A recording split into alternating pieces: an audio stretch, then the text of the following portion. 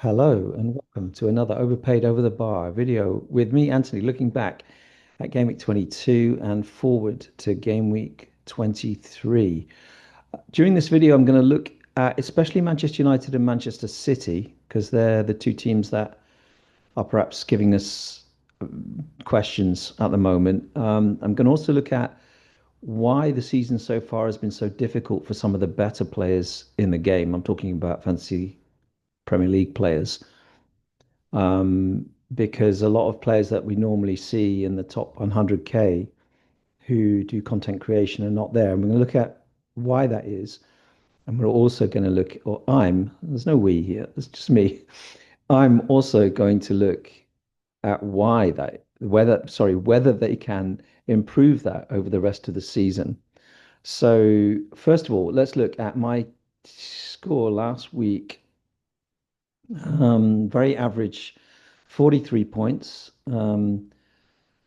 which I'm very happy with. Average at the minute is good because very few players are getting the combination of assets that are surging up the top part of the game. So I'm still the rank of 40K, which is actually a green arrow, um, despite the fact that really my only amazing return was Robert Sanchez.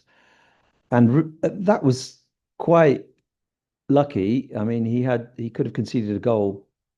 Chelsea didn't play that well, but he did make a lot of saves. And 11 points for a keeper without a penalty save is a massive total, actually. Sanchez has not been favoured by a lot of players recently because there's a possibility he'll lose his place under Rosinia at Chelsea, but he was rested for the Champions League this week. And then his understudy, Jurgensen, picked up an injury. So Sanchez came on at half time, and that may secure his place in the Premier League starting 11 for some weeks. I don't know how serious the injury is. But out of the blue at Chelsea, he may become the best goalkeeping asset right now because of their fixtures. And I think you can safely buy him now, as opposed to recent weeks where it's looked a bit dodgy. So 4.9 for Sanchez looks like a very good deal. Obviously, three Arsenal is still the way to go. Saka's still failing to pick up attacking returns. He didn't even start at the weekend. That's not such a bad sign. I think he'll definitely start against Manchester United. I think he still looks good on the ball for Arsenal, not in his absolute prime, but in terms of form. But I still think there's a chance of return. I still think that Rice is just as good a bet, if not better, going forward in terms of points per price. But obviously, Timber and Gabriel or Raya in goal, very safe picks going forward. No need to change or think about that at all. So for me, Sanchez, Gabriel, and Timber are just about an Enzo and Haaland and Thiago are my kind of mainstays. I'm not going to sell them in the next 3 or 4 weeks. Haaland hasn't been picking up points. We'll talk about that in a moment. Enzo got lucky assist, evidently. I didn't see the game. I, I mean, I'll take that. I think he's always capable of an assist or a goal, and sometimes Defcons. True Fair on my bench picked up Defcons. Dubravka got 5 points. So, looking at the overpaid over the bar league, nobody did spectacularly well. The highest point scorer this week was Ekitikitaki, um, Matt Cox's team. Look at that defense. Tarkovsky, Hall, and Van Heck all doing well. He had Wirtz, who scored a very nicely taken goal for Liverpool, which is interesting because he may suddenly justify his 8.5 million price. I'm not going there at 8.5 million. I would if he was cheaper. Not on penalties. I mean, I don't know. I don't think he's absolutely nailed either in some games. I think he might be rested. So for me, not a choice, but he is at least a differential for Matt this week. So well played, Matt. Okay. Um, Looking at the Fixtures for this week. Now, I want to talk about Manchester City. I want to talk about Manchester United as well. Um, Obviously, Manchester United fans are getting very excited at the moment because that performance they put in against Manchester City was probably the best performance they've had for years and years, where they not only won the game with, you know, very lovely goals. They didn't control the game, but they played some slick passing football all the way through the game. Fought with City for the ball all over the pitch, and you would expect that form to be an indication of a long-term uptake for them. I would just have a few reservations here. Firstly, they under the previous three managers, who must be what, Amorim, Ten Hag, and Solskjaer, is that correct? Um, they've had plenty of wins against teams that like having the ball more than they do. So they earlier this season, Amorim beat Liverpool. Um, Ten Hag beat Manchester City with the same scoreline as the weekend, 2-0 in the FA Cup final. They've created a system or at least individuals that like counter-attacking. And the ones they have now, Cunha and Burmo, they love it. They played for Brentford and Wolves. They love that game where you don't have the ball and you score goals. If you want to win titles, if you want to be a Champions League team, you can't play like that forever. I would just be a bit cautious on them. I'm not saying it's not going to be better under Carrick. I'm just saying wait for the games where they have to dominate possession to really believe in them as a top four team in the Premier League. If you look at their fixtures ahead, the next one's home to Fulham. This is going to be a really good indication of how actually good they'll be under Carrick. The following game is at home to Spurs. If they win those two games, I'm a card holding believer. Trust me. But as it stands, I think the only assets you can really rely on from them at the minute are Bruno Fernandes and Mbeumo. Either, not both, I think, are good picks as it stands. Mbeumo's a bit cheaper. Fernandes has more routes to points. He takes penalties, all the set piece. I mean, not all the set pieces, but he takes every possible set piece there is. Um, and he scores goals, gets assists. So Fernandes now, with his more attacking role under Carrick, looks like an absolute must-have. And the transfers in this week for him are enormous. I'm not getting him. I don't think getting him before Arsenal. I don't mind if his price goes up. He's still going to be worth it for me. I preferred other transfers this week, and I'll show you what they are. Okay, that's Manchester United. Manchester City. uh, I was lucky enough not to be working at tea time on Tuesday, and I watched the spectacle that was Bodo Glimt beating Manchester City, and not just beating them. It was like what Manchester United did to them. They didn't have as much of the ball as Manchester City, but they were better than them all over the pitch. And they created, just like Manchester United did, five or six chances to score that were one-on-ones with the keeper, most of them.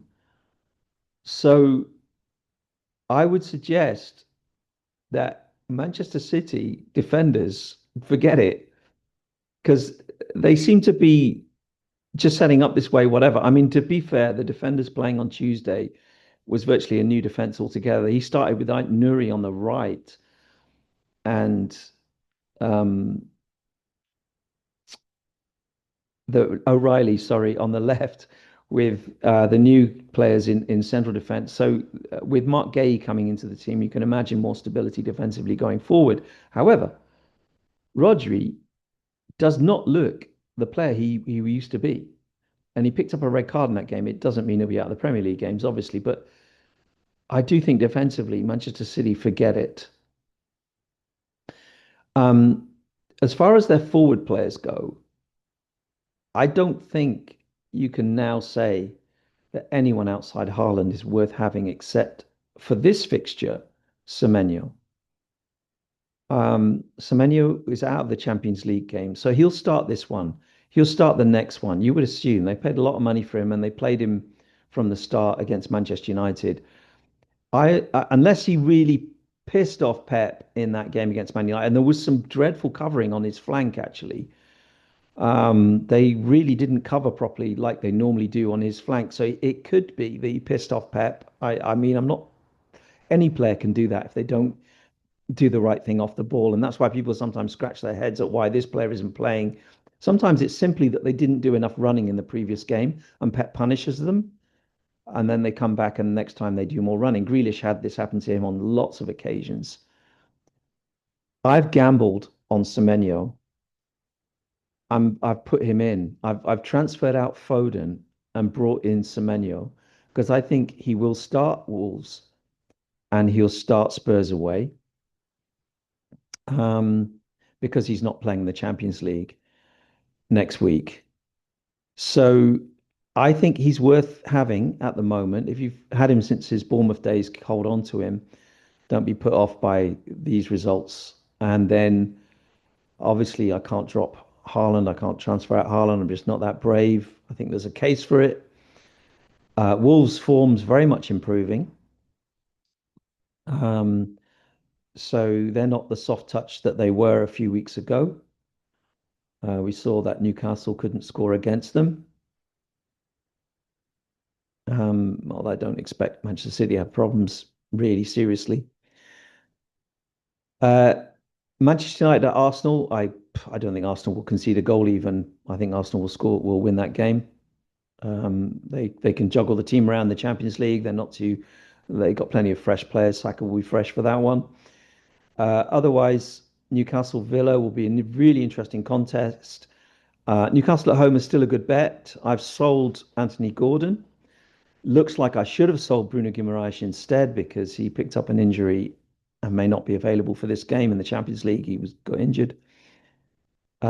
Chelsea, you'd fancy to be okay at Palace. Palace are not just in a bit of problems with losing Mark Gay. They've also got this uncertainty around the manager and Jean-Philippe Mateta as well, which really you'd think that mentally they're going to struggle to be right at the moment. I did say last week they're worth getting in because of returning players like Sarr and Munoz, but I think for this one,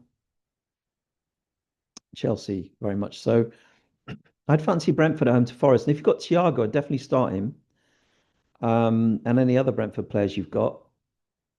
Bournemouth's stats are really good, by the way, in the previous weeks defensively. This may not be the best fixture to bring in a Bournemouth player, but the only problem with Bournemouth is that now Tavernier looks injured as well. So they've lost Semenyo, Kluivert is injured, and now it looks like Tavernier is injured as well. They really need to buy somebody, but I think they will. They're evidently lining up a Brazilian player, or at least a player from a Brazilian team that I heard about this week. So keep an eye on Bournemouth. Spurs at Burnley, they won in the Champions League and they were much better, especially in the first half, performance-wise, and Solanke's back. Just keep an eye on Spurs and why not? If you've got a Spurs player, definitely start them at Burnley for sure. West Ham Sunderland's a really hard one to call. I still think Sunderland will come through this game with either a draw or a win, but we'll see, as I always say. And Everton Leeds is a nice one if you've got assets from either team because it's a good fixture for both teams in a sense. I think Everton prefer teams that come at them, and they might not necessarily like this fixture as much as you'd expect. But Njai is back for Everton, and that might help them a lot. However, Grealish is the word is he's completely out for weeks. We'll find out later in the week. And unlike me, you should wait for wait to do your transfers on Team News. I've made two transfers. I'm just going to show you what they are now.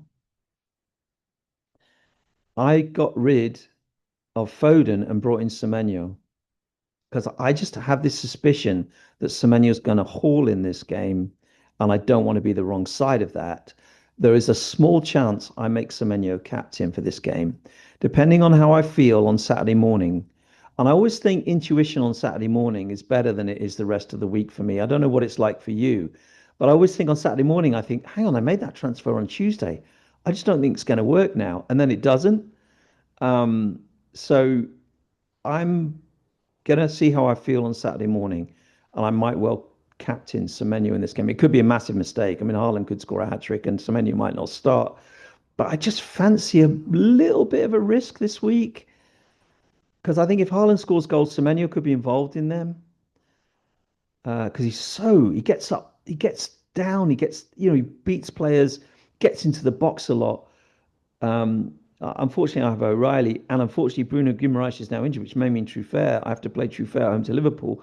My other transfer was getting rid of Anthony Gordon and bringing in Harry Wilson, just because of his price. Long term, I'm just going to keep him. I don't care if he doesn't return against Brighton. I'm just going to keep him long term. He's going to be part of a new look midfield for me. I'm going to get rid of Bruno Guimaraes. I might transfer Saka to Rice. So next week I'm going to bring in Bruno Fernandes, doing that. Fernandes to Bruno Guimaraes to Bruno Fernandes, F to G to F, and then go Saka to Rice. I think for next week, I still want to get rid of O'Reilly so much, but I'll have to wait another week for that. I also want to get rid of Dalot. But anyway, all right. That's my setup for this week. I'm not super confident. I do think players like Ekitike could hurt me. There's a few other players that could hurt me. Obviously, Foden could now. I've sold him. But overall, I don't think there's too many threats to my rank going around from players from other teams. I mean, there's a few that I don't have that are really popular. I'm trying to think what they are off the top of my head. I can't think what they are. But I did say I wanted to talk, just to finish the video, I wanted to talk about why it is that certain players who are usually very, very good at the game, the content creators that we always see in the top 100K, and with one or two exceptions, they're failing to do so this season so far. And I want to say why that is. I also want to say, will that change over the next 3 or 4 months? Well, the first thing is that there's always plenty of managers who, for whatever reason, take their eye off the ball. They might be high up the rankings, but there are plenty of casual managers out there that have a high ranking, or managers that just simply have other interests. There are other things going on in the world apart from FPL that will take their eye off the ball at some point during the rest of the season, and content creators don't. So they will naturally rise in rank. That's the first thing to say. And they may rise to the point where in the top 100K. The other thing is why this has happened so far could be a reason why it continues to happen over the rest of the season. So, as we've seen, well documented by me and other people in recent weeks that forwards just aren't doing it. Um, but not just that, it's hard to pick the defenders and midfield players who constantly get high returns. So in the first half of the season, we've seen players like Tarkovsky, we've seen certain midfield players like Caicedo do very well and then fall off a bit. And it doesn't mean, even though those players are not expensive, that they're must-haves. Because another week it's going to be somebody else, and you might have that player. So the points for defenders and midfield players are being kind of spread around a bit. Obviously, the main reason why most content creators are not that high is because they didn't have Haaland early enough. And the only one that went there was Let's Talk FPL Andy. He went there quite early. He didn't have him like I did from the start of the season. That's why my rank is high. I chose to go without Haaland and go without Salah and have Haaland from week one, and I had Gabriel from week one. Now, I didn't expect the amount of returns I got from that. That was way over expectations. I did believe that Haaland would do better than Salah early season. I didn't expect the level of that to be quite as high as it was. And there's quite a few players like me that gambled on Haaland and then they ended up high up. And so I think my judgment with Gabriel was spot on, however. I really did think that he would be worth having from game week one. And a lot of people were looking at fixtures for Arsenal going, oh, we'll get him later. I mean, for me, he can score against anyone. I think, but that's the reason why they started off so low. So it's hard to get back. And the current situation, it's hard to get back. Kind of the setup that will take you higher is hard to find at the moment because players like Harry Wilson will go off for a few weeks and then they'll come off again. Same with players like Bruno Guimaraes, Foden, these midfield players that go hot for a few weeks and then cool off. There's no captaincy options outside, including Saka. There's no captaincy option outside Haaland at the moment that makes any sense. So it's hard to make that progress. So if you're in a similar position to this, if you're a player that takes gives the game a lot of your attention, but this season you're finding it hard to make the difference. I still think there's a case for waiting a couple of weeks. Bruno Fernandes, by the way, totally get him either now or later. He is going to be the player that if you don't have, you're going to suffer. I don't see there's that many other ones going forward that will really hurt you. Um, and the Saka Rice debate, I don't know. I think I'm on neither side of that at the moment. I'm going to get Rice in so I can afford Bruno Fernandes. I think I probably can afford him without Bruno Fernandes, but I just want to have that money available for other players as well going forward. So that's my advice. If you're not having the best season or as good a season as you normally have, is not try anything right now. It's a good idea just to leave it. I know I've made a couple of transfers, but a lot of sensible FPL players are rolling. I think that's a really good idea. We've got double game weeks and blanks on the way. Make sure you have the transfers in for that. Obviously, you need three Arsenal. Look at Chelsea players. Apart from that, I don't have. I mean, last week I was talking up teams like Bournemouth and Palace because of the fixtures and players coming back for Palace. I don't think there's any obvious mid-table team that I mean any of those teams like Everton, Bournemouth, because of the tactics that teams use this season of physical and long ball and throw in set pieces. Because of these tactics, it's really hard to pick winners when it comes to these bottom of the table teams and mid-table teams. Remember last season, we had three obvious relegation candidates from very early on, and it was easy to pick players that were going to score against them. It's not like that this season. Even Wolves now are looking a lot more difficult to score against. So this is why FPL is more difficult this season. It's the target that I mean, I think you should target Burnley, but outside that, it's hard to pick a team to target and perhaps look at the teams that let in the most goals rather than the teams that are the worst. So teams like Bournemouth at the minute don't let in many goals, and they don't look like they're going to. I mean, their XGC rather, is pretty good. Um, so stick with what you have. Don't think you're going to be outscored by that many teams because you're not.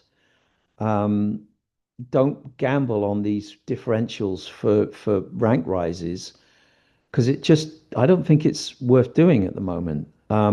However, I do think Semenyo is a shout for a captain this week if you have him, and that could pay off. Okay, that's my only tip for this week, and I might well do it myself. In fact, I really must do it myself to give myself some interest for the weekend because some of these games to watch at the minute are getting pretty boring. The football's not good. Anyhow, look after yourselves. Thank you very much for joining me. If you've watched this far, you're an absolute star. Take care. See you next time. Bye bye.